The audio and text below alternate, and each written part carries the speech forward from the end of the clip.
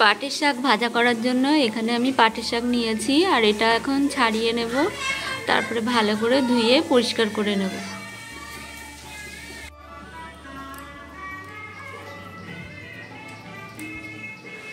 পাটের শাক ধুয়ে আমি কেটে নিয়েছি আর নিয়েছি পেঁয়াজ কেটে, রসুন কুচি করে নিয়েছি আর শুকনো লঙ্কা।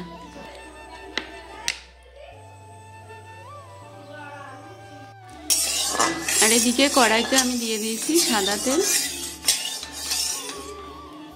ফোড়নে দিচ্ছি শুকনো লঙ্কা, পেঁয়াজ কুচি আর রসুন কুচি।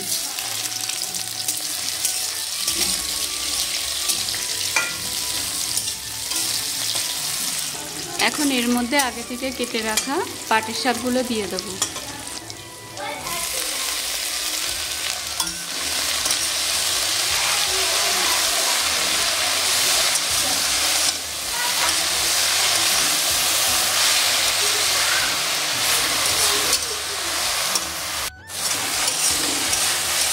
এখন এই পাটের শাকের মধ্যে দিয়েছি হলুদ গুঁড়ো,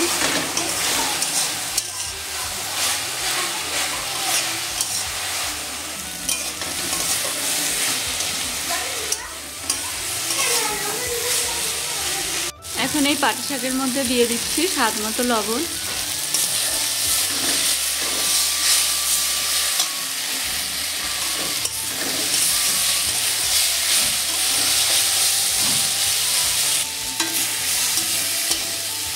রান্না হয়ে গেছে পাটের শাক ভাজা, এখন এটা নামিয়ে নেব।